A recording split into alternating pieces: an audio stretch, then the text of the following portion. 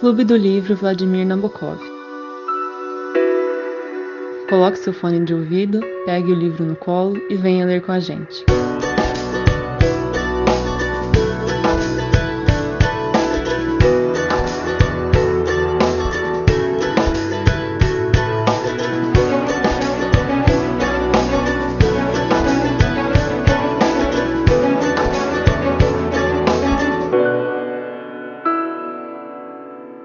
Boa noite, gente. Estamos de volta para a segunda reunião do Sol é para Todos, de Harper Lee. E a gente vai comentar agora a partir do capítulo 7 até o 12. Então a gente vai terminar a primeira parte e do primeiro capítulo da segunda.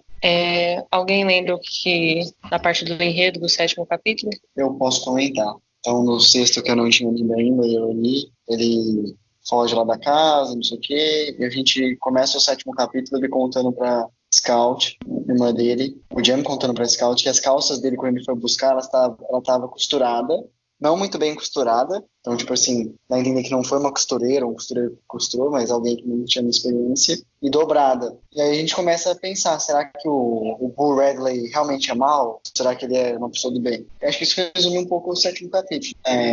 Alguém lembra de mais alguma coisa que acontece mais pra frente? Não é exatamente o que acontece no capítulo. Pra mim o que mais eles colocam uma nota. Só comentando, mas pra mim o que mais me marcou foi isso que você falou, Fernando, então tô tranquilo. Carol percebeu que ela mutou o microfone? Tem outra parte importante. Gente, desculpa se fizer barulho de carro, de moto na sacada. Também eles têm um negócio, um buraco numa árvore que eles passam todo dia. A gente vai mudar de lugar, assim, calma lá, de lugar. Ok, sem problemas. Eu não lembrava que era nesse 7º capítulo que eles começam a encontrar os objetos na árvore, mas é bem aqui mesmo, né? Porque além dessa parte que o Fernando comentou sobre o Jen ter recuperado as calças dele, eles encontram esse buraco na árvore e alguns objetos dentro desse buraco. E a árvore fica perto da residência dos Hadley, né? Não sei como que eu posso pronunciar. Na verdade, eu acho que a Scout já tinha encontrado algumas coisas anteriormente, né? Sozinha. O que acontece é que depois ela e como ela mudou de ano, né? Não tá mais no primeiro ano na escola, o horário de saída dela bate com o do Jen, então ela vai junto com ele embora pra casa. E aí eles juntos passam a encontrar coisas naquele buraco. Exatamente isso. Eu acho que ela encontra sozinha uma goma de mascar. Isso. E aí ela começa a mastigar e o Jen fala pra ela jogar aquilo fora, porque ela fala que ela encontrou lá, e aí depois coincide deles irem juntos, né, encontrar várias outras coisas ali na árvore com o passar dos dias. Então cada dia eles iam encontrando uma coisa diferente, né? Se eu não estou enganado. Tinha uma medalha de um concurso de soletrar, não lembro o que mais. Tinha um relógio. Que não funcionava. Mas enfim, então seria. E aí fica esse questionamento, né? Quem estava colocando as coisas ali, sabendo que eles estavam indo lá e buscando tudo, né? E assim, o livro não deixa totalmente claro isso. Dá pra especular, às vezes dá pra falar que é o Bull que tá fazendo isso, assim como que dá pra especular falando que é o Bull que costurou a calça do Jen, né? Então dá pra ver que ele tem uma ligação com... Talvez tenha uma ligação com os meninos, né? Acho que tem até uma escultura que ele faz, que é feita, né? E é deixado nesse buraco de uma árvore, que é uma escultura em madeira, não sei, em miniatura assim mesmo, tipo um artesanato do Jen e da Scout, né? E aí eles ficam pensando, será quem que pode ter feito isso? Quem que é artesão aqui na região e tal? Alô? Enfim. Opa, estamos te ouvindo, Ferdinando? Está tudo certo. É só essa especulação, né? De quem está deixando as coisas naquele buraco na árvore. E aí limitando dentro das possibilidades que eles enxergam ali de pessoas que conhecem eles, né? Tal. O Ferdinando saiu e o Ferdinando voltou. Não sei se ele está habilitado a dizer algo. Mas eu acho que o enredo a gente já conseguiu comentar bem, né? Alguém tem algum comentário desse 7º capítulo? Não. Eu tenho uma marcação, mas eu só vou ler ela, que eu não sei o que comentar, se vocês comentarem sobre. A Scout falando assim: Áticos me disse para deletar os adjetivos e teríamos os fatos. E aí eu fiquei meio que pensando sobre isso, tipo, até que ponto essa parte do adjetivo, do subjetivo atrapalha a realidade ou não, sabe? Se quiser falar alguma coisa. Vou deixar pro Ferdinando ou pra Carol falar, porque como eles saíram, eu acabei falando as coisas do enredo, né? Então, pra gente dividir um pouco as falas. O Fer não tá conseguindo escutar direito. Ele vai sentar aqui comigo de novo. Tá bom. Mas eu não sei, sabe? Eu acho que o adjetivo pode ajudar em vários momentos a qualificar, a tornar algo próprio, único, porque quanto mais adjetivos a gente vai dando, mais a gente consegue descrever algo, né? Mas mais a gente vai perdendo o caráter universal. Então, lógico, se você especifica demais, você perde a universalidade, né? Então, acho que é um eterno paradoxo, assim, e um eterno jogo de ganho e perda, sabe? E aí, acho que basta pesar para saber o quanto você quer ganhar ou quer perder de cada uma dessas duas características. E aí vai com contexto mesmo, pelo menos na minha visão. Gente, Ferdinando, você conseguiu voltar? eu só queria que o Lucas repetisse a frase, não vou fazer nenhum comentário, não. É só pra escutar mesmo. Lucas? Gente, tava mutado. A frase é a seguinte: Áticos me disse para deletar os adjetivos e teríamos os fatos. Muito obrigado, Lucas. Vamos pro capítulo 8 agora? Ou alguém tem mais um comentário do 7? Não, eu não tenho nem do 7 nem do 8. Exatamente. Você, Fernando, tem do 8, Carol? Nada no 8. Vocês querem só Também comentar não. o enredo que acontece no 8 de muito importante? Vocês lembram? Alguém lembra? Eu tô com um livro aqui na mão. Vamos relembrar. É o incêndio, né? Não. É a parte quando eles montam um boneco de neve, lembra? Uhum. Eu achei muito simbólica essa questão do boneco de neve. No Alabama. Por ele ser... não sei se tem alguma relação direta, mas que eles não têm neve suficiente para construir o boneco de neve. Então eles constroem, na verdade, com meio que barro, né, terra, fazem a estrutura e cobrem essa estrutura com a neve branca. Uhum. Eu não sei se algum de vocês chegou a pensar em algum simbolismo para isso. Muito simbólico. Tanto é que a Scout também comenta, né? Pô, você quer fazer um boneco de neve negro? E ele fala, não, depois eu vou cobrir com neve por fora. Então tem toda uma... E assim, você percebe que as crianças também estão passando por uma transformação muito grande. A Scout, se você for pensar, ela é bem racista, assim, em alguns comentários que ela faz. Mas devagarzinho, ela tá, assim... O Jamie já é um pouco menos. Já uma pessoa mais próxima do pai dele. E cada vez mais você vai começar a entender por que o Áticos é assim e por que as crianças estão se transformando. Isso é muito legal, ver essa transformação. Uma coisa que eu sempre me perguntei no livro é que todo mundo fala que o racismo ele não nasce com a criança, certo? Que ele é construído pela vivência. Mas eu achei estranho essa construção da Scout, porque não faz sentido ela ter a mesma criação que o irmão com um pai tão... com essa voz assim de igualdade, sendo que ela nem chegou... Ela tem uma empregada negra que é basicamente parte da família. Ela entrou na escola faz pouco tempo e ela já tem uma mente tão racista. Eu tenho a impressão que o pai, tipo, não tenta colocar a visão dele nos filhos, sabe? Então, assim, ela convive... E, pelo que eu entendi, a família deles é de uma família de antigos grandes proprietários de terra que tinham vários negros, sabe? Então, mesmo que o pai e aquele tio não sejam, ou não aparentam ser até o momento racista, você percebe isso muito enraizado na tia dela e no primo dela, por exemplo. Então, talvez... E nas pessoas da vizinhança. Então, talvez não seja uma questão, assim, ou conduzindo ela de uma forma ou de outra. Ele deixa ela livre. E aí ela acaba pegando isso aqui e ali. E ele acho que comenta aqui, não é? O pai comenta que ela tá falando muito palavrão. Ele fala, é só uma... Não sei se é nesse capítulo. É só uma fase. Se você não fala nada, isso vai passando, sabe? Você tem que repreender? Tem, mas não precisa fazer o maior escarcéu. Eu acho que é a mesma coisa. Talvez a gente tenha pegado o trecho da vida dela, que ela tá sendo muito sensibilizada por essas falas racistas contra o pai e assim por diante. E assim, sabe, ela percebe que os negros não têm o mesmo lugar na sociedade, ela quer se diferenciar deles. Ou talvez a fase que ela esteja vivendo. Mas é um ótimo comentário, eu não tinha pensado muito nisso. E assim, olhando para a família dela, né, que tem pessoas que ocupam cargos profissionais, vamos colocar entre aspas, importantes. O pai dela é advogado, o tio é médico e todos são brancos. E aí ela vê a Calpurnia, que é empregada, é negra. E aí logo já começa a delinear, né, isso é meio que papel de branco, o branco ocupa esse lugar, o negro ocupa esse. Então assim... mesmo que não seja algo formal, passado para ela pela fala, eu acho que a observação da criança já começa a fazer essas relações, sabe?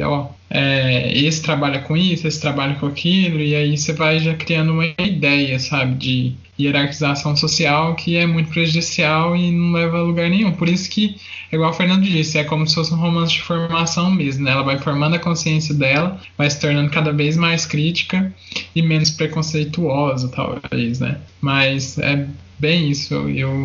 Eu acho importante essa tomada de consciência, porque o leitor também vai percebendo como que isso acontece, né? E às vezes, não sei, mas um leitor pode ser racista, pode se sensibilizar, né? E é o do incêndio só pra também. relembrar. Oi? Do incêndio, ele falou. Isso, é isso que eu ia falar. No 8º capítulo também tem a parte do incêndio, que não se sabe ao certo o que causou o incêndio na casa da... Acho que não sei como que pronuncia Miss o nome dela. Mori? Miss. Aí o pai, o Atticus, acorda os filhos pedindo para eles se apressarem para saírem de casa, porque como o incêndio era na casa da vizinha, tinha chance do fogo chegar na casa deles. Então eles desceram, e aí enquanto o Atticus ajudava os outros a não conter o fogo, né, porque na verdade foram 3 carros de bombeiro, mas para ajudar. Tirar os móveis que davam. E aí, nesse meio tempo, o Jen e a Scout ficaram num canto ali, só observando. E aí uma coisa interessante é que quando eles voltaram para casa, o Atticus perguntou de quem que era o cobertor que estava nos ombros da Scout. Ela nem sabia. Que ela nem tinha percebido que estava de cobertor. E aí falaram que o Bull Radley, ele viu o incêndio, saiu e tinha colocado nos ombros dela. Que vai reforçando essa ideia de que, tipo assim, as crianças acham que ele é horrível, mas parece que ele não é mal coisa nenhuma, sabe? Parece talvez que ele seja ou uma pessoa... A gente ainda não sabe, talvez vou descobrir mais pra frente. O Gabriel, o Palestra e o Lucas já leram, talvez eles estejam rindo nessa cara. Mas assim, dá a entender que ele não é uma pessoa má, talvez ele tenha cometido alguns erros no passado, ou alguns pequenos erros foram muito engrandecidos pelo tempo, né? Mas só eu queria fazer um comentário antes de passar pro capítulo número 9, é que teve 2 momentos que eu percebi muito, assim, como a história, ela é uma história da década de 30 nos Estados Unidos, sabe? Primeiro essa questão do incêndio, como que toda a vizinhança sai pra ver o incêndio e ajudar, e tipo assim, é um negócio que hoje em dia você não tem isso tão grande, principalmente se for um incêndio em uma casa só, e ainda mais hoje em dia que casas em condomínio, ou mesmo casas na rua, geralmente elas tendem a ter um espaço entre uma e outra, sabe? E aí você vê que, não, o incêndio realmente era um problema muito sério, podia se alastrar pela vizinhança inteira, tanto que vem caminhão de bombeiro de outras cidades, mesmo estando muito frio, o incêndio continua. Então, assim, foi o primeiro momento que eu percebi que realmente, não, é uma história mais antiga. E o segundo, que a gente vai comentar mais pra frente, é a questão do cachorro com raiva. Isso eu achei muito legal mesmo. Mais pra frente a gente comenta. Vamos pro capítulo 9? Quem quer começar? Eu posso estar errado, porque eu li há muito tempo, então eu não lembro muito da história. Mas eu acho que a autora não vai deixar claro sobre o Bull Radley. Eu acho que assim vai ficar no ar. O Gabriel, que é o mais recente, pode falar, mas eu acho que não vamos ter uma resposta definitiva. Eu não vou falar porque talvez minha fala pode ser muito tendenciosa. Eu posso dar um spoiler indireto, sem querer dar spoiler para os meninos. Então eu prefiro não comentar. Nesse capítulo 9 eu tenho uma marcaçãozinha, bem no início. Aí não sei se vocês querem comentar um enredo primeiro e tal. Pode seguir, se é no começo, que a gente já vai falando sobre o enredo. Tá.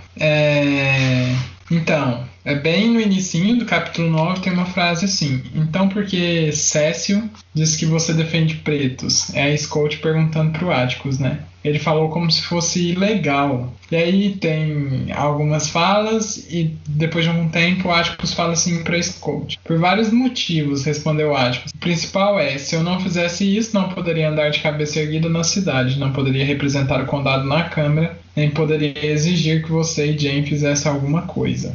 Então é aquela história que ele está tentando contar para ela e ao mesmo tempo fazer com que ela tome consciência de que os atos que ele toma são no sentido de fazer com que ele possa ser aquilo que ele acredita que é o correto, que é o justo, e que ela, vendo esse exemplo dele, possa também agir de forma justa e não segundo aquilo que a propriedade fala e que deve convir para ela segundo sua doutrina ideológica. Porque é o que ela disse, parece que a sociedade acha que é ilegal defender pretos, né, nesse caso. E ele justamente fala que se ele não fizer isso, ele não estará sendo um homem justo, porque afinal somos todos iguais. A diferença de cor de pele não torna ninguém menor ou maior do que alguém. E é isso que eu acho que está tentando mostrar para ela, colocando que se ele se torna injusto nessa situação, não tem como ele pregar a justiça no resto da vida dele, né?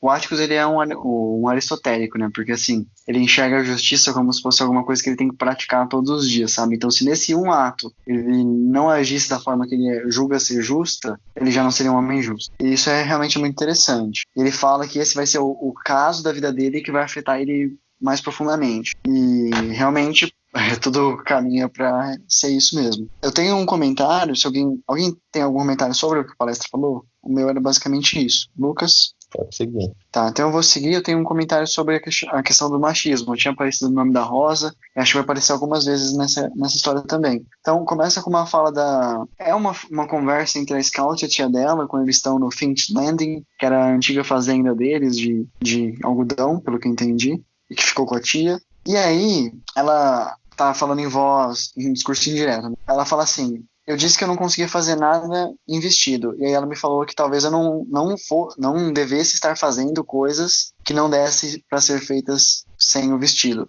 E aí mostra a Scout sofrendo as consequências do machismo estrutural. Eu achei muito interessante. Só que aí mais pra frente você percebe como assim, ela realmente é uma criança, sabe? Ela não que isso não aconteça com adultos, isso acontece muito com adultos, mas assim, a hipocrisia tá muito clara. Não a hipocrisia, mas o contraste está muito claro e ela ainda não tem a capacidade de discernir. Talvez ela ganhe com o tempo ao longo da história. Porque o primo dela tá falando que a avó dele ensinou ele a cozinhar, e aí ela fala: mas garotos não cozinham, sabe? Como se fosse assim, uma coisa mais... o maior axioma do mundo. Garotos não cozinham. E eu achei isso interessante, que você mostra que, assim, ela enxerga efeitos, ela não consegue, talvez, transformar isso em palavras, mas ela sente que ela, como garota, o Jill e o Jamie não deixam eles brincarem com ela, brincar com eles.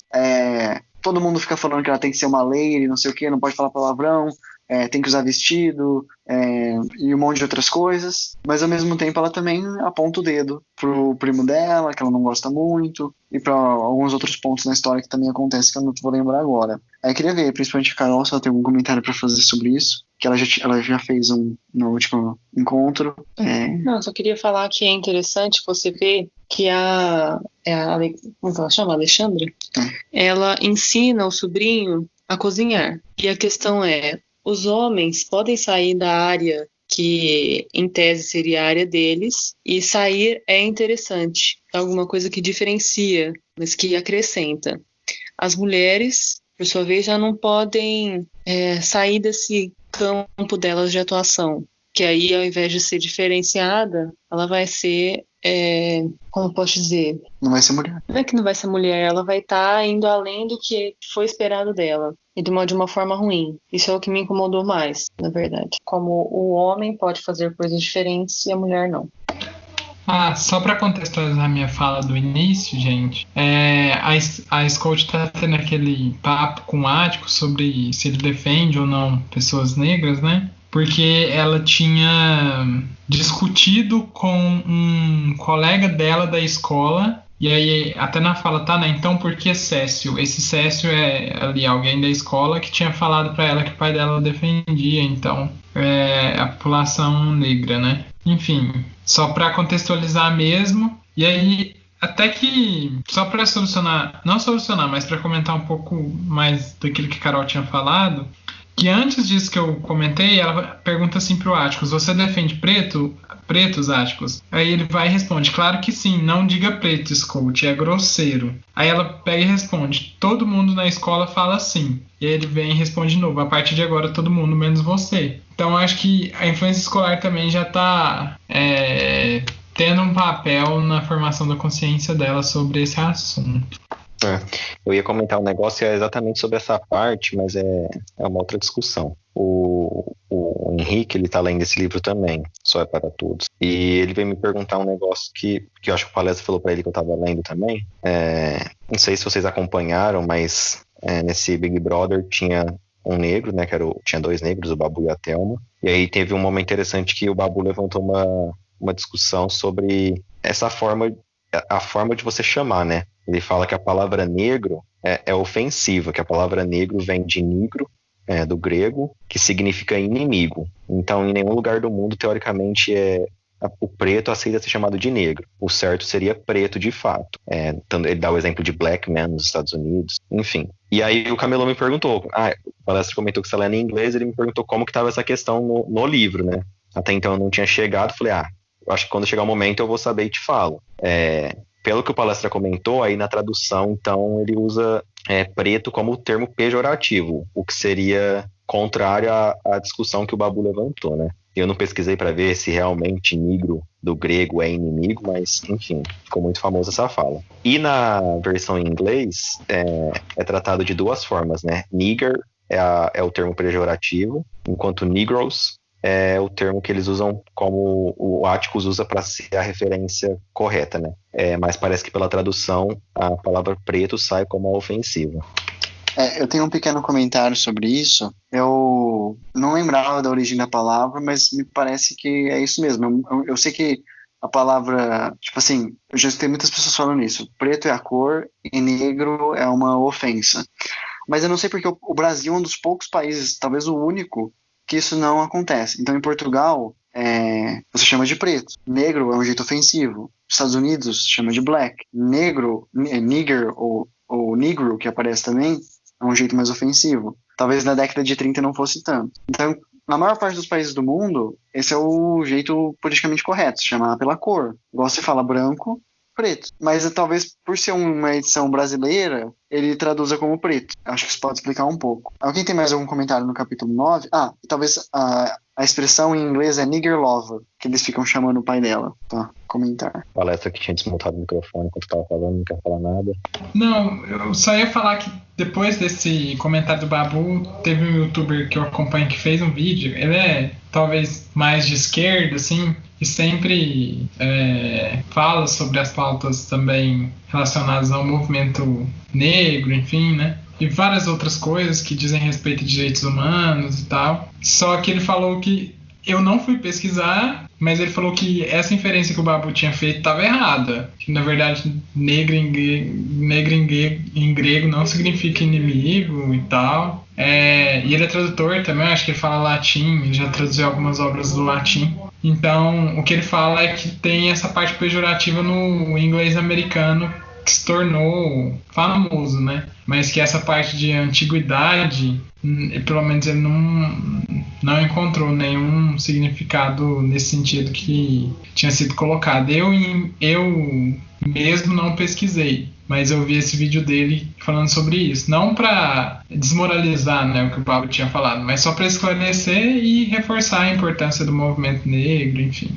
Eu também não pesquisei, como eu tinha falado enquanto eu estava comentando sobre isso, eu não pesquisei para ver se é ou não de fato. Mas é isso. Eu peguei aqui no dicionário, mas não sei se comenta falar. Mas parece que... Vocês já ouviram falar do Web du Bois? Ele é talvez eu possa falar que ele é um sociólogo, foi muito ativista em favor, pró a causa das pessoas negras, falando do jeito correto aqui no Brasil. E essa mudança do significado da palavra, tipo assim, negro provavelmente significava preto num latim mais arcaico, mais próximo ao português e ao espanhol.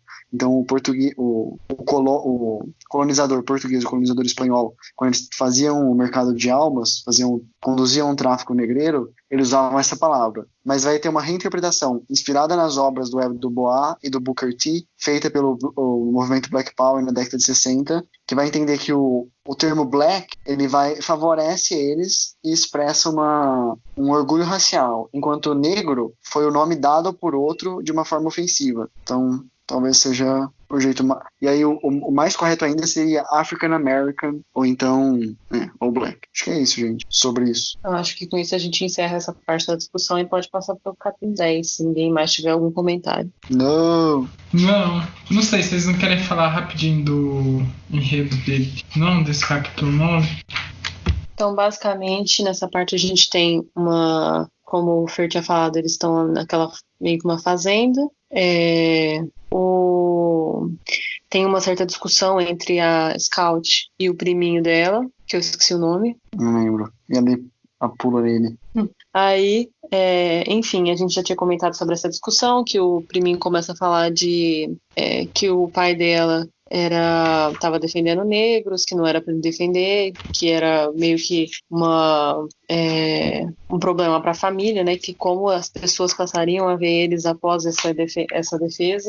E aí você percebe que na verdade tem meio que um acidente, né? Que a Scout, pegam eles num momento ali de furor da discussão, e a Scout passa a ser vista como a pessoa que está errada. E aí todo mundo reprime ela, inclusive o tio dela, Jack, espanca ela, que bate nela. E depois, quando eles voltam para casa, o tio chama ela para conversar, o Jack, e ela explica o que na verdade tinha acontecido. Aí o tio pede perdão pelo que ele fez. Chega a mencionar da possibilidade dele ir conversar com a irmã dele, né, que é a Alexandra. Aí, só que ela pede para que ele não conte pro pai dela o que realmente aconteceu. Que eu percebi aí como uma postura mais madura da parte dela. E aí o que eu mais achei interessante é que no final parece uma conversa entre o Jack e o irmão, o Atticus, e a Scout tá ali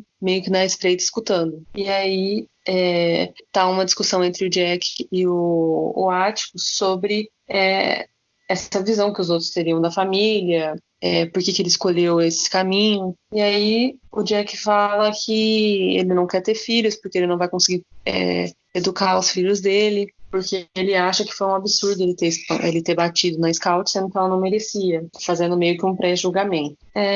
Alguém tem mais alguma coisa para falar? Não, tenho no 10. Uma coisa que eu achei bonito que não fala do Atticus, ele fala: só espero que Jane e Scout venham me procurar quando quiserem respostas, em vez de ficarem dando ouvidos ao que se fala pela cidade, e que confiem em mim. E nesse momento ele chama a Scout, porque ele meio que percebe que ela tá lá escondida. Só que aí ela faz um comentário no final dizendo que não sabia como o pai dela sabia que ela estava escutando, só que ela disse que ele queria que ela ouvisse cada palavra que ele tinha mencionado. Agora com isso acho que podemos passar para o capítulo 10. Podemos, no 10 eu não marquei nada. E o nome do primo é o Francis. Eu marquei.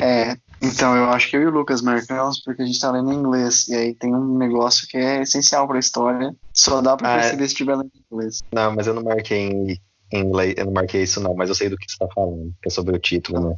O meu é o primeiro então? Quer que eu vá primeiro? Depois? Pode falar. Então, o título do livro em inglês é Kill Mockingbird. Mataram o Sabiá. E aparece isso quando o pai tá explicando pros filhos que ele pede pro tio trazer no Natal umas arminhas de ar, tipo uma airsoft assim. Hoje eu acho que seria o mais próximo, e dá para os filhos de Natal. Só que aí ele fala, olha, não fala assim nesses termos, né? Mas não mira para ninguém, não mira em nenhum animal. Mas se você for atirar no passarinho, que eu sei que uma hora você vai querer fazer isso, mira nos pombos, não mira em um sabiá, porque matar um sabiá é pecado. Isso é o título do livro. E aí mais pra frente eles ficam assim, nossa, por que será que o nosso pai falou isso? Eles perguntam pra uma vizinha, a mesma que teve a casa a qual a casa pegou fogo. E ela fala, assim, olha, é porque o sabiá ele não faz nada além de música pros nossos ouvidos, sabe? Ele não faz nenhum mal, ele só traz o bem. Então, a minha interpretação, não sei qual que é a do Lucas e qual vai ser a de vocês, mas nesse momento da história, pelo menos até onde a gente leu, é assim, o pai, o Atticus, ele é um pacifista, um liberal. E para ele a maior injustiça é injustamente condenar alguém que não fez nada de errado, entende? Então o que ele vê com o sabiá é o mesmo que talvez ele tenha visto com o Tom. Assim, mesmo que o Tom seja culpado, o que ele tá fazendo é só garantir o direito de defesa.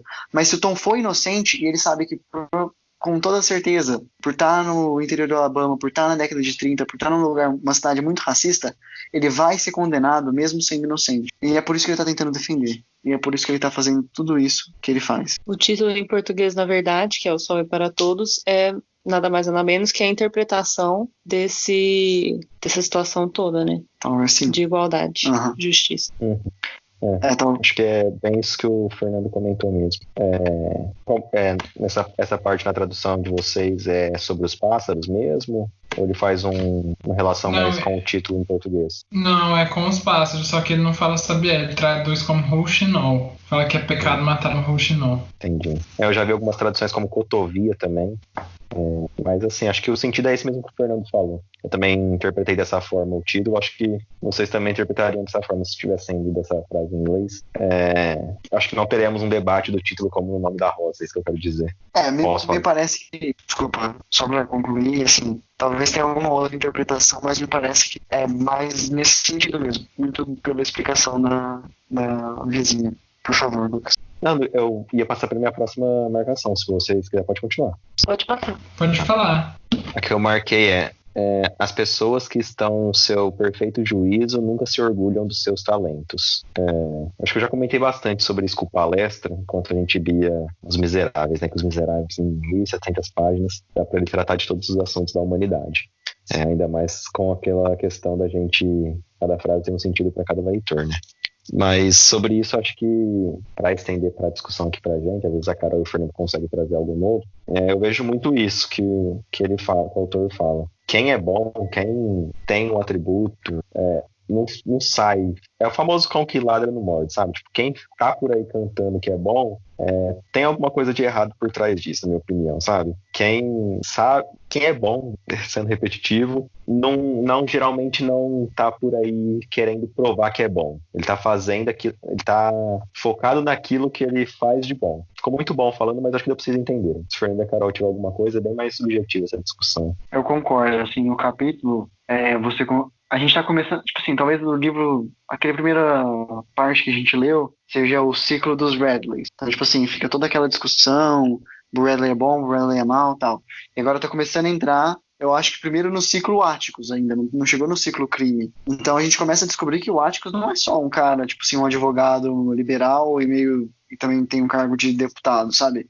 Ele é mais do que isso, ele era o melhor jogador de damas da cidade, ele tem um dom que é a mira, que a gente descobre isso. Era o meu segundo comentário sobre por que o livro se passa na década de 30, então fazendo um parênteses agora. Eu não sei vocês, mas eu nunca vi um cachorro com raiva. Eu sempre escutei, se você for mordido por um cachorro na rua, tem que ir correndo para um posto de saúde, aplicar aquela injeção na barriga lá, não sei o quê, para não correr o risco de pegar raiva, porque a raiva não tem cura, raiva não tem vacina, talvez tenha, acho que só tem para cachorro, talvez, mas para humano não tem. E é uma doença muito séria. E a gente consegue ver a seriedade com que eles tratam isso, porque parece que ainda não existe a vacina para o cachorro. Então, assim, se eles veem um cachorro andando doido, todo mundo se tranca em casa, chama o xerife para matarem o cachorro. Ninguém chega perto do corpo do cachorro, vem o valente, ou não sei, uma carrocinha, como é que chama? Tem um órgão que cuida disso de... zoonose? Isso, tipo a zoonose, né? Eles chegam, pegam o corpo do cachorro com muito cuidado, colocam num lugar lá e já jogam um monte de produto para limpar. Porque, assim, é um problema de saúde pública você ter o cachorro à solta, correndo o risco de muitas pessoas pegarem raiva. Eu achei isso muito interessante. Aí fecha parênteses, e a gente descobre que o Atticus tem esse dom de uma mira muito boa, que ele, apesar de os filhos nunca viram ele pegando numa arma, nunca viram ele indo caçar, mas ele pega e acerta um tiro num cachorro, sei lá, pelo menos cruzando a rua, né, uma distância de uns 5 metros, no meio dos olhos, um pouquinho mais pra esquerda. Então, um negocinho impressionante, sabe? E o pai, eles nunca viram partindo, o pai nunca se mostrou interessado por isso. E eu tenho uma opinião de que a visão da Scout sobre o pai muda muito aí. Porque ela achava que o pai era meio medrosão, ela falava, os outros pais jogam futebol, meu pai não joga. Os outros pais vão caçar, eu não caço, não sei o que, meu pai não faz nada. E aí, no capítulo seguinte, desculpa, alguém tem mais algum comentário sobre o 10? Então já vou passar para o outro. Deixa eu falar sobre isso. Né? Bom,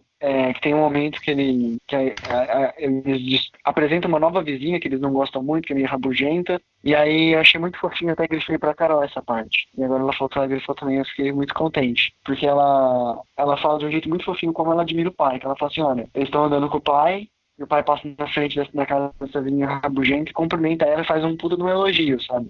E ela fala, olha, em momentos como esse, que eu penso que meu pai, que nunca gostou de guerra, que sempre odiou armas e nunca esteve numa guerra, era o homem mais corajoso que já viveu. Eu achei muito fofinho o jeito que ela fala e parece que a visão dela muda dali pra frente. Agora eu vou deixar a Carol também complementar. Não era dessa parte, eu tava pra trás.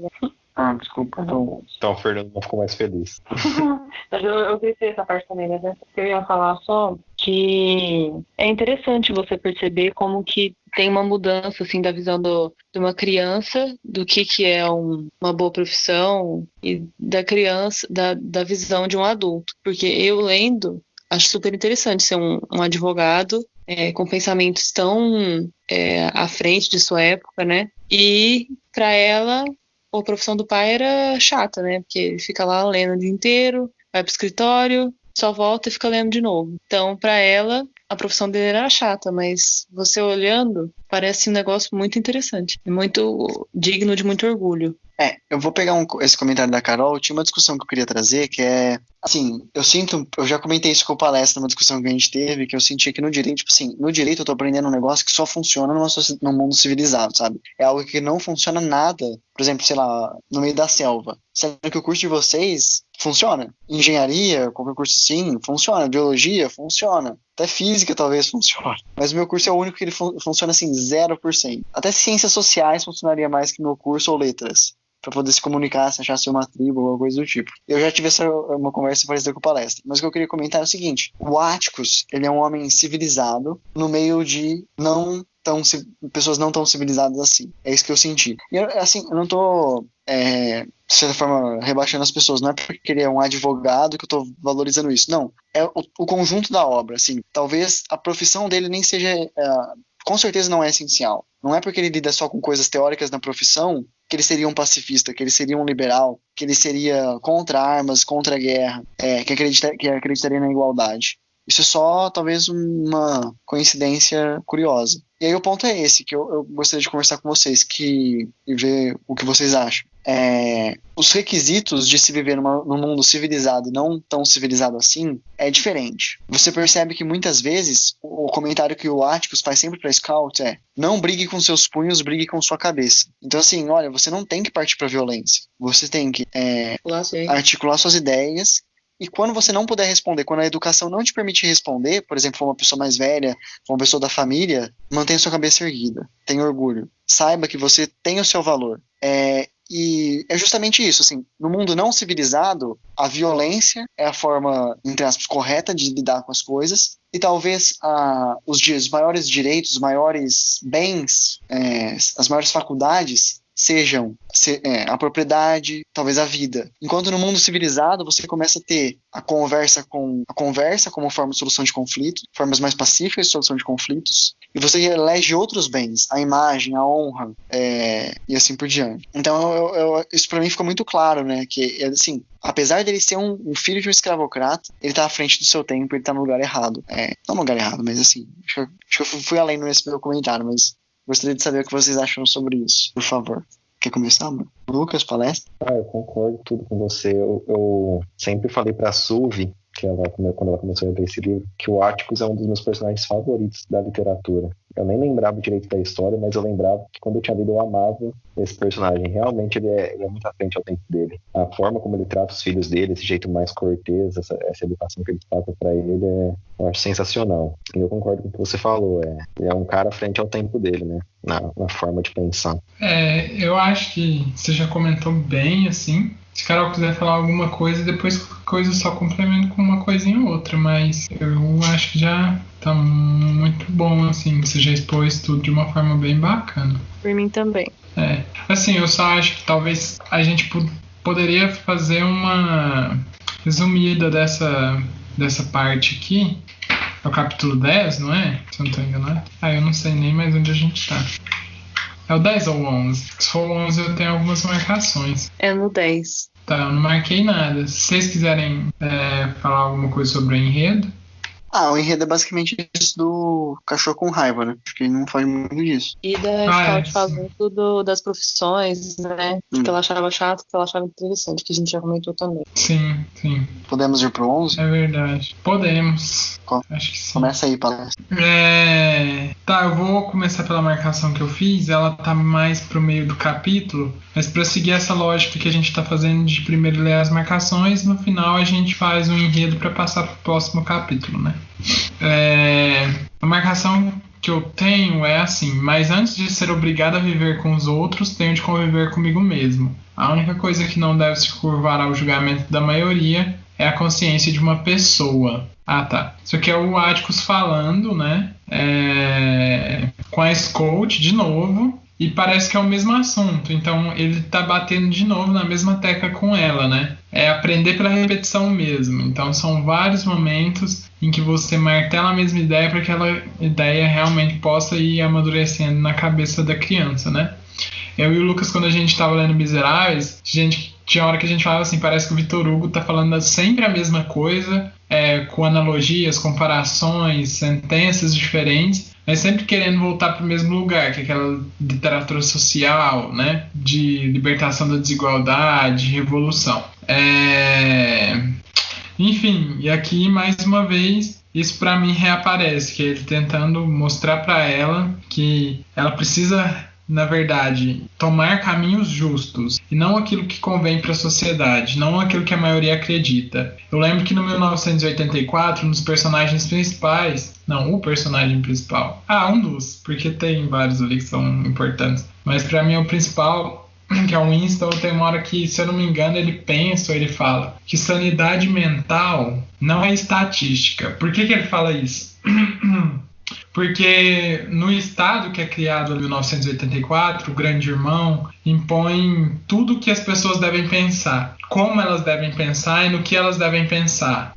Se elas não pensam dessa maneira, elas não estão sadias mentalmente, elas são loucas, elas estão desviadas. E aí todo mundo do Estado pensa daquela maneira. Então o Estado sempre propaga, né, de uma forma mesmo que indireta, que se você é são, você acredita nisso. Então, estatisticamente, todo mundo acredita nisso. E se você está dentro dessa estatística, você estará são, né? E aí ele vira para ele, nesse momento talvez de epifania, de libertação, fala: sanidade mental não é estatística, porque eu não acredito que... Não é porque todo mundo está acreditando nisso que isso é correto. Pode ser que seja totalmente o contrário. E não é porque eu acho que tudo que pode ser o contrário que eu esteja errado. Que aí pode até fazer uma intertextualidade com o Hamlet também, do Shakespeare. Para minha obra, o Lucas falou do personagem preferido dele da literatura, não preferido, mas um dos, né, o Atticus. Eu com certeza diria que um dos meus personagens preferidos aí da história da literatura, eu sei que é teatro, né, o que o Shakespeare faz, mas é o Hamlet. E talvez dá para fazer uma interpretação de que no Hamlet ali você só pode ser só sendo louco para estar saudável numa sociedade doente, né? E aí junta todo esse bolo de informação para culminar nisso aqui. Nem sempre o que a sociedade está falando é o que é uma verdade absoluta, e nem porque todo mundo acha que aquilo é o correto que realmente vai ser. Muita gente na Alemanha achou que o nazismo era correto durante um tempo ali no século XX, e aí eles, vamos colocar, quebraram a cara, né? Porque não existe pureza étnica, coisa nenhuma. Palestra, Gabriel, 2020. Só sendo louco para estar certo numa sociedade doente. Que isso, hein? Muito boa a citação. Eu acho que algumas pessoas falam isso. Eu acho que o Leandro Carnal fala isso, uma interpretação que ele tem do Hamlet. Mas é uma frase geral, porque o Hamlet ele se finge de louco na peça inteira, sendo que ele não está louco, né? E porque o reino inteiro está doente. O reino inteiro só está querendo pensar em poder. Tanto é que tem uma frase icônica no livro, na peça, né? Que é: há algo de podre no reino da Dinamarca. Ele falando, né? E o reino inteiro tá podre. Tudo que tá acontecendo ali só quer status, só quer luxo, só quer poder. E aí ele tá se debatendo um tempo inteiro, pensando o que é justo, o que é injusto, se ele deve matar o tio dele que tomou o lugar do pai dele. Enfim, é uma leitura que eu acho que o Clube do Livro deveria fazer, que é assim, gente, em cada monólogo, assim, em cada introspecção que o Hamlet tem, o Lucas falou assim: eu quero um livro para refletir em cada passagem. É a peça, é o Hamlet, não tem outro. Mas enfim, muito, como diria algumas pessoas, é um tiro no chapéu. Vamos passar pro próximo? Então, eu só ia falar sobre o enredo, que eu acho que essa parte é bem interessante, que é quando eles começam a ter contato com aquela vizinha, uma senhora, né? Que eu esqueci o nome também. Fer, por favor. The Bows. Do Boaz. Isso, do Boaz, isso aí. Boaz. Não, sei lá.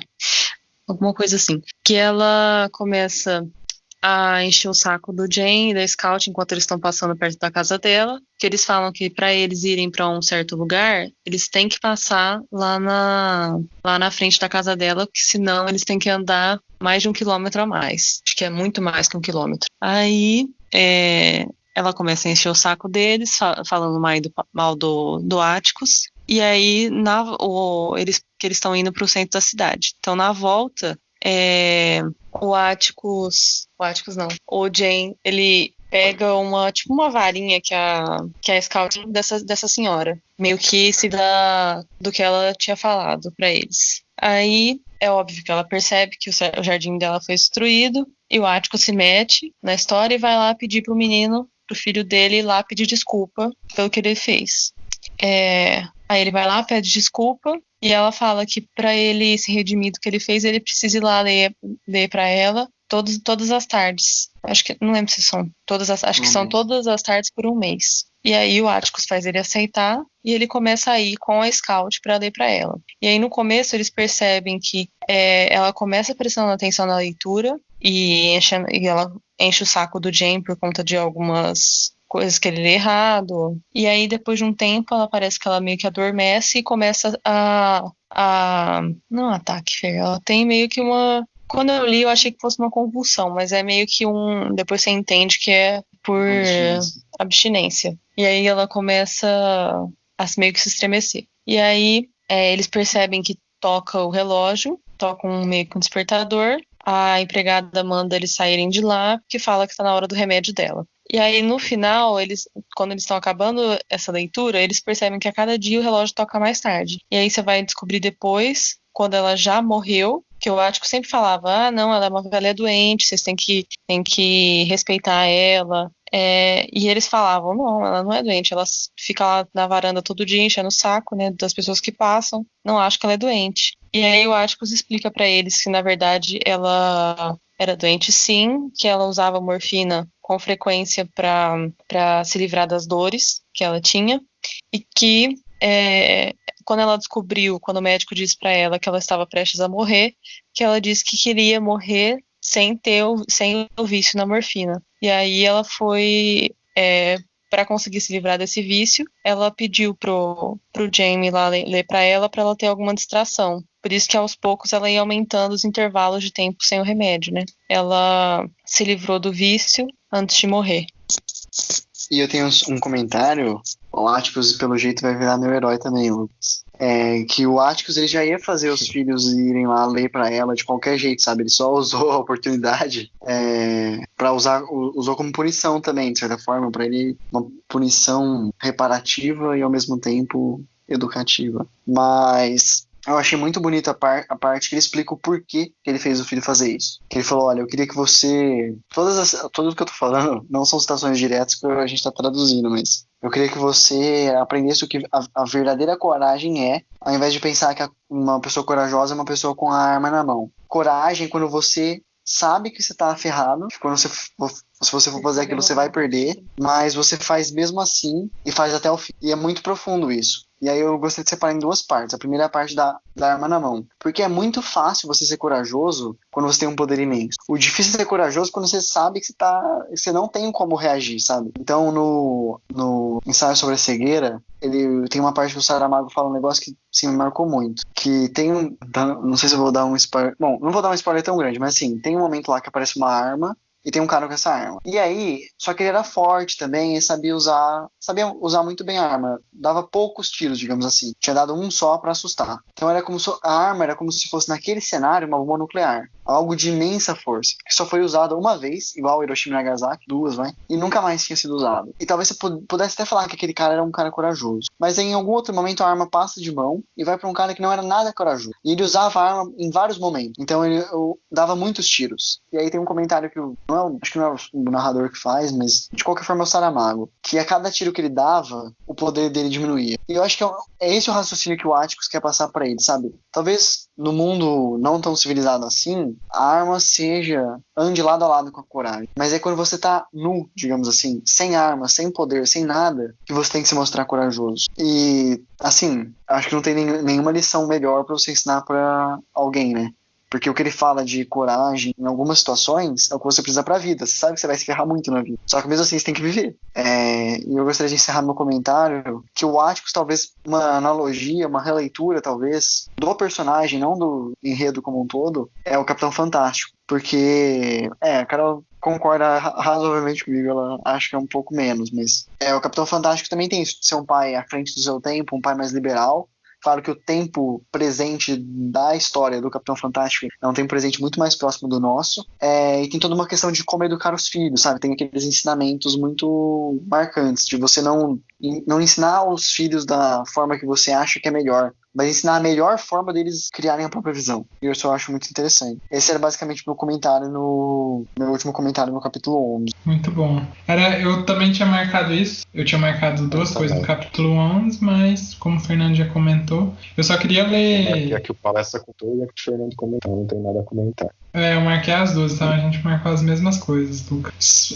Bem rápido, o Lucas já até me mandou essa passagem, é do Grande Sertão Veredas, do Guimarães Rosa, que fala um pouquinho disso de coragem também. E eu lembrei quando eu tava lendo. E como é uma citação bonita, eu vou comentar aqui pra vocês. O correr da vida embrulha tudo. A vida é assim. Esquenta e esfria. Aperta e daí afrouxa. Sossega e depois desinquieta. O que ela quer da gente é coragem. Que é um livro muito difícil, mas que eu tô muito ansioso pra ler. Eu acho que vai ser o último livro do meu desafio. Agora vai ficar faltando, depois que a gente lê o Castelo, só ele e um livro do Dostoiévski. Mas ansioso e amedrontado. Só pedrada esse final. Essa frase eu gosto bastante. Basicamente eu resumo ela no... Eu não, né? Tinha uma professora que resumia pra gente o que a vida quer da gente é coragem. Eu gosto bastante dessa frase. Eu acho que se todo mundo acabou os comentários do 11, a gente encerrou a primeira parte do livro e tá seguindo pra segunda. Só o primeiro capítulo aqui no 12. Eu tenho, acho que, 2 comentários nessa parte, com vocês. 2 também. Não marquei nada no 12. Não, eu tenho um, mas é na última página do capítulo. Então, acho que talvez daria até pra comentar o enredo. Primeiras damas. Então vamos ver. Começando com o enredo, o Atticus, ele foi viajar, pelo que eu entendi, e a Calpurnia, que é a empregada, ela ficou responsável por cuidar das crianças. E aí ela levou eles para a igreja dela, porque ela ficou com medo de deixar eles irem sozinhos na igreja deles. E aí, antes disso, aparece uma conversa aqui da Calpurnia com a Scout, e eu vou ler só um trechinho. Aquele início de verão prometia. Jane podia fazer o que bem entendia. Eu passaria os dias com Calpurnia até Jill chegar. Ela parecia gostar de me ver na cozinha. E observando-a, comecei a achar que ser mulher exigia um certo talento. Essa parte me marcou muito, porque é triste você ver, como na sociedade atual é estranho você ver uma mulher defendendo o machismo, é estranho você ver uma mulher tentando construir uma imagem positiva do que ela é, do que ela será, pelo menos. E aí, nessa passagem, dá pra você ver que ela tá mudando um pouco a consciência dela, mudando a visão dela sobre o trabalho da mulher.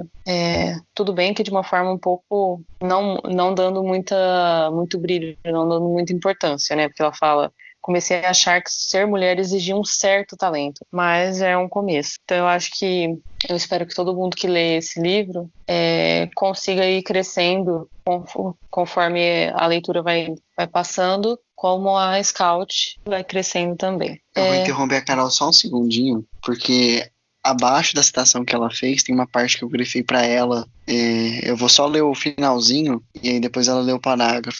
Ele fala assim. Ixi, calma lá. Não, calma lá. Estamos com problemas técnicos, meus queridos ouvintes. Já voltamos. Eita! Quem que sabe termina, faz ao vivo. acho que talvez a tradução tenha sido diferente. Mas ele fala assim, ó. Com ele, a vida era rotina. Sem ele, era insuportável. Eu achei muito fofinho. Eu grifei. Só que eu não tô conseguindo achar agora no livro da Carol, porque tem um parágrafo maior. Que ela vai falando várias... Tipo assim... Que o verão pra ela era Jill. E várias coisas que eles faziam juntos e tal, eu achei muito bonitinho. Só que Sim, depois eu acho o livro em português. Aqui, é esse aqui, ó. Eu não tinha me dado conta, mas o verão era Jill. Ao lado de tanque de peixes, os olhos brilhando com planos mirabolantes para fazer Boo Radley aparecer, a rapidez com que me dava um beijo quando o Jamie não estava olhando, a falta que às vezes sentíamos um do outro. Com ele, a vida era sempre igual. Sem ele, a vida era insuportável. Fiquei infeliz durante 2 dias. Aí ela continua contando as aventuras dela. Agora, por favor, amor, continue. Que basicamente você ver o que é o amor no olhar da criança, né? Que ela... Eu sou uma criança. Não quis dizer isso. Dela ver ele como parte da rotina dela de verão. Dela ver como ela é mais feliz quando ele está por perto do que nas brincadeiras mesmo, né? Sendo criança. E como ela fica mais... Como é chato. É claro que tem um contexto ali de verão, de férias, que acaba ajudando um pouquinho o Jill, né? Mas... o fato de não ter escola pra ela já estava bom demais. Mas assim, os ouvintes não talvez estejam ouvindo isso muito depois, mas a gente tá gravando isso antes do Dia dos Namorados. Então talvez tenha um significado especial. Mas por favor, Carol, continue. Não, era só isso, nessa parte. Aí, então, continuando no enredo, então meio que ele fala aqui que o Jill não ia chegar tão cedo quanto ela imaginava, porque eu achei até estranho essa parte, que fala que ele tinha um novo pai. Padrasto, em inglês. Então, tudo bem que eu entendi que é padrasto aqui, mas eu tinha entendido que tinha alguma coisa estranha nessa história do Jill, que alguém chegou a comentar que ele na verdade não tinha casa, que ele ficava indo da casa de um para casa do outro. Então não sei o que é verdade nessa história. É o então, primo, né? Aquele primo Francis que fala isso. É verdade. Então, eles foram para a igreja, tem todo um problema lá na igreja, porque tem uma mulher que expressa meio que um racismo às avessas, né? Que hoje em dia é tão criticado, perguntando por que a Calpurnia levou eles na igreja de negro, sendo que ela era branca. Isso, sendo que eles eram brancos. E aí uma coisa que me marcou foi uma passagem que fala assim, tá falando sobre o nome da igreja. Chamava-se Primeira Aquisição porque foi comprada com os primeiros salários dos escravos libertos. Era frequentada pelos negros aos domingos, e durante a semana os brancos a usavam como local de jogatina. Você percebe como que um lugar que se deveria ter tanto respeito, né, à crença e ao suor de tantas pessoas que deram o pouco que tinham para conseguir construir um lugar religioso, os brancos ali usavam para jogatina, que seria profanação. Sim, por algo profano. Se alguém quiser comentar alguma coisa. Tirou as palavras da minha boca. O trecho que eu marquei foi justamente depois que eles saem da igreja, né? Porque quando eles saem, a Scout começa a falar com a Calpurnia e fala, olha, mas lá na nossa casa você usa um vocabulário específico e aí na igreja você usa outro totalmente diferente, você falou como se fosse uma preta, né? Você usou a linguagem deles. E aí elas têm esse diálogo, e aí o que eu marquei foi, é difícil... é com ela e com o Jane, na verdade, né? Eu não sei exatamente quem que deu o start pra isso, mas enfim. É difícil explicar. Imagine se você e Scout falassem como os negros em casa. Seria estranho, não seria? Se eu falasse como os brancos na igreja ou com meus vizinhos, eles iam pensar que eu estava querendo ser mais importante que o profeta Moisés. E aí a Scout fala, mas você sabe falar direito. E aí ela vai e responde, ninguém precisa mostrar tudo que sabe, não é educado. Em segundo lugar, as pessoas não gostam de quem sabe mais que eles, incomoda. A gente não muda os outros falando direito, eles precisam querer aprender. E se não querem, o jeito é ficar calado ou falar como eles. Enfim, existem várias questões aqui, mas o que eu queria enfatizar são 2 coisas, mas tem muitas outras coisas para discutir nesse trecho aqui. Primeiro, e são duas perguntas. Como que a linguagem e o vocabulário deve ser usado, né? Tem algumas pessoas que falam que ele deve ser usado de uma forma que estabeleça uma comunicação entre o receptor e o emissor, né? E da mensagem. Então, às vezes essa comunicação vai ser por jargão, porque vai ser mais fácil de compreender, no caso de uma profissão, né? É mais fácil, mais rápido. Às vezes não, às vezes vai ser por meio de uma gíria que vai dar mais expressão e você vai conseguir passar aquilo que você realmente está sentindo. Ou muita gente vai falar, não, você tem sempre que falar no jeito formal, porque aí sim as pessoas vão compreender o que você diz, mas nem sempre as pessoas compreendem, né, a linguagem informal. Então aí a primeira pergunta que eu deixo é: como que vocês enxergam essa questão da linguagem no âmbito da comunicação? E a segunda questão é que ela fala, a gente não precisa mostrar o que a gente sabe. Ela fala tudo aqui, se eu não estou enganado, né? Ninguém precisa mostrar tudo que sabe. Tá. E aí o que eu gostaria de perguntar é, o Lucas já até falou isso, né? Que às vezes a pessoa que tem o talento esconde, não mostra, e isso que faz ele ser tão grande, né? Ele não ficar se valorizando. E tem gente que fica falando, sou isso, sou isso, sou isso, sou isso, sou isso, sou isso. E aí você vai ver e tem alguma coisa errada, que foram as palavras dele. Mas o que eu gostaria de perguntar é, esconder também não seria uma forma de depois ter uma carta na manga para usá-la depois? Eu falo isso porque quando eu fazia aula de música de cordas, né, violão, tinha uns professores que falavam assim, tem uns professores na universidade, ou até mesmo fora da universidade, né, em conservatório, que eles nunca querem passar tudo que eles sabem pra gente não ultrapassar eles no conhecimento, sabe? Pegar aquilo e ficar melhor do que eles. Eles sempre passam um pouquinho a menos pra eles serem mais do que a gente. Então, tipo, até que ponto também não mostrar o conhecimento é uma forma de alimentar o ego e fazer com que a outra pessoa não chegue no nível com que você está, sabe? E aí eles sempre me falavam, não, se você quer ser professor algum dia, porque eu falava, né, que às vezes queria fazer música pra dar aula, não sei o quê, e eles falavam, se você quer isso algum dia, passe o máximo de informação para os seus alunos para eles crescerem junto com você, não seja essa pessoa que esconde as coisas para si e quer saber mais que os outros, porque você na verdade nunca vai saber, porque eles podem procurar por outras fontes, enfim. Aí é isso que eu queria saber de vocês, esconder ou não esconder? Porque às vezes se você esconde, às vezes você tá com essa intenção da outra pessoa não ter o conhecimento, mas às vezes você esconde para não magoar a outra pessoa. Não sei qual que é o mais certo. Como a Calpurnia disse, né, no sentido de magoar que eu tô usando aqui. E a questão da linguagem, como usar para se expressar melhor.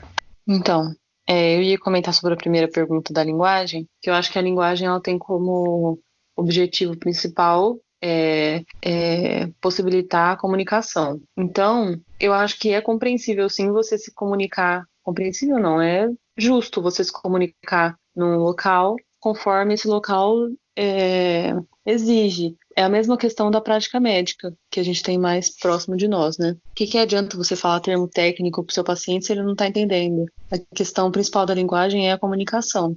Então, para a comunicação não ser quebrada, a gente precisa se adequar de algumas formas para que ambos consigam entender o que está sendo dito. Eu tenho dois comentários, um respondendo a primeira parte do que o Palestra falou e outro a segunda. Sobre a questão especificamente dos contextos sociais, uma coisa que meu pai e meu avô principalmente sempre falaram pra mim é você saber mudar de cenário. Então não é, sei lá, você ter uma personalidade diferente em cada lugar que você vai. Não é isso. As suas ações, as grandes ações vão ser a mesma. Mas você ajusta as pequenas, por exemplo, a fala. Não assim, sei lá, se você não tem que fingir algo que você não é. Não é uma questão de você ser um ator, sabe? Mas, por exemplo, a Calpurnia, ela foi educada nesses dois lugares. Ela convive nesses dois lugares. Ela tá tanto na Casa Grande como de certa forma, numa senzala. E ela aprendeu esses dois modos de falar. Ele fala que ela tem uma vida dupla, mas ela não é um farsante nenhuma delas. Então isso é um cenário. Se você realmente tem você foi educado, sei lá, com duas culturas diferentes, é óbvio que você não vai forçar uma cultura na outra e vice-versa. Você vai saber se adaptar. Você vai continuar sendo você, mas se adaptando. Carol talvez discorde um pouco. Depois ela complementa. Aí a segunda parte que eu ia falar é da questão da educação. A minha visão é assim, você tem que ensinar pro seu aluno o que você sabe e o que você não sabe. Como assim? Tipo assim, às vezes você tem... Eu vejo...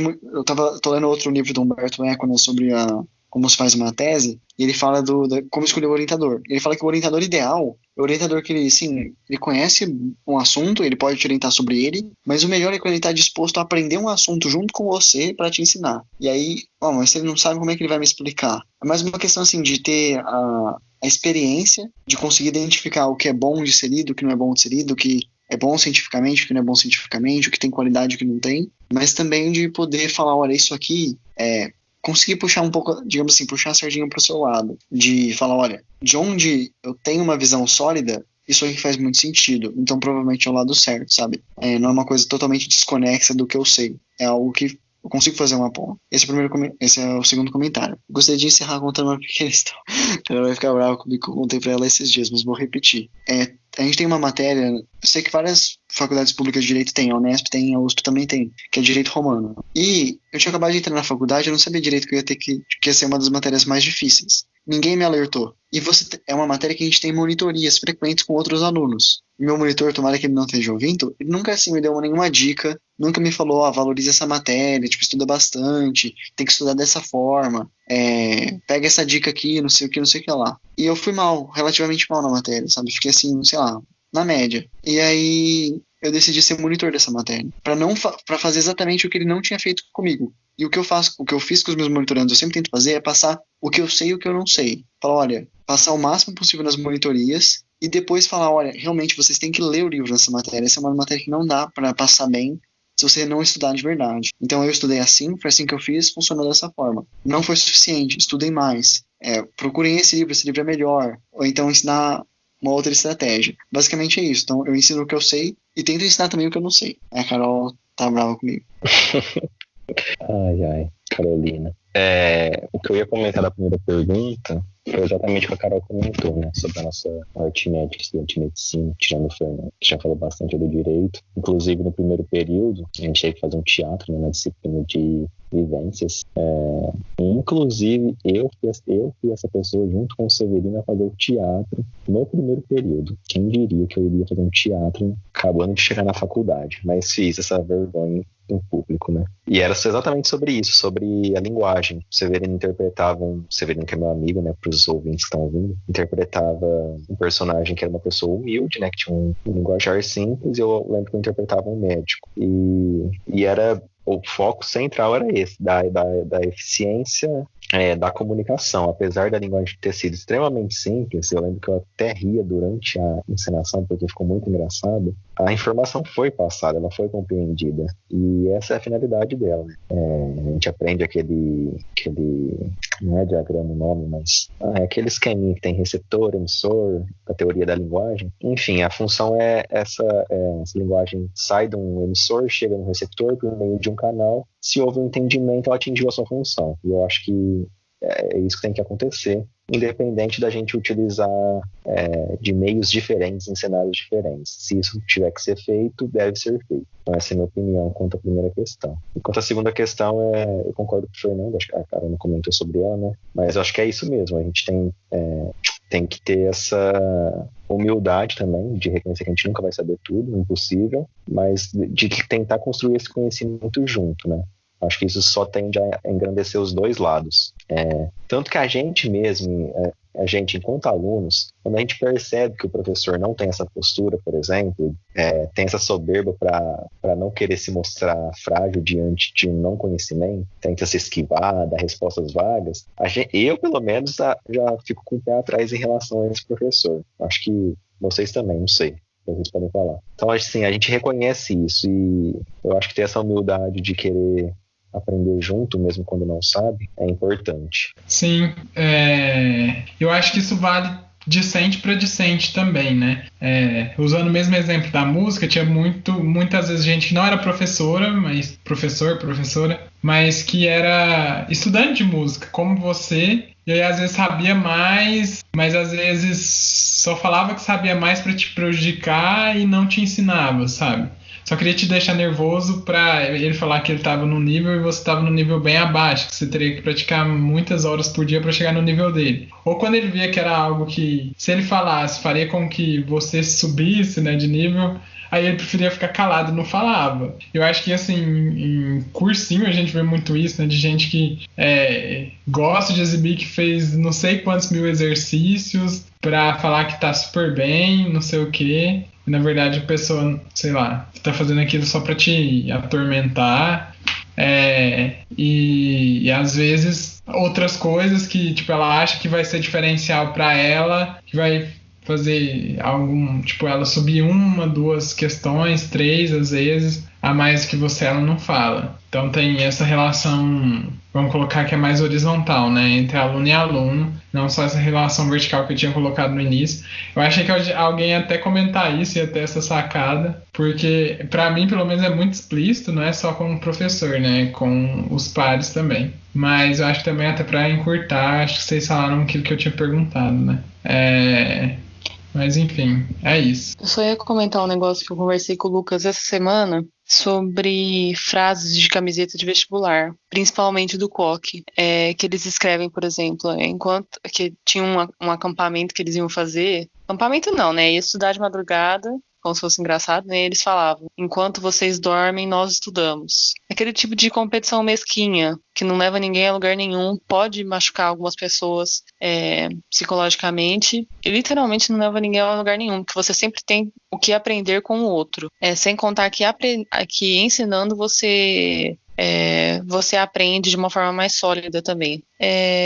E tinha outra frase também, que é a frase da de camiseta que eu tinha falado, que era, tipo assim, que é pra usar literalmente no dia do vestibular, que era tipo, uma vaga a menos, já é minha, que é ridículo, literalmente ridículo. Acho que era só isso que eu tinha pra falar mesmo. Que eu sempre... toda a raiva que a gente passa. Sim, eu, por sinal, nunca fui de camiseta do meu cursinho, porque eu nunca quis parecer que eu tinha mais chance do que o outro, porque primeiro que é soberbo demais, e que vai que alguém quer me fazer não passar por ter esse comportamento, né? Então, de maneira alguma eu ia testar. Assim, só queria fazer um pequeno comentário meio fora do livro, mas dentro do que a Carol falou. O uniforme tem seu lado bom, então ele tem um lado de ser mais democrático, de você poder dar origem disso, né? Você reduzir as desigualdades, todo mundo se veste igual, mas também tem um lado ruim, que assim, os camisas negras usavam camisas negras por um motivo, que era para todo mundo, entre a massa, virar um só e ser comandado pelo líder, por um líder, né?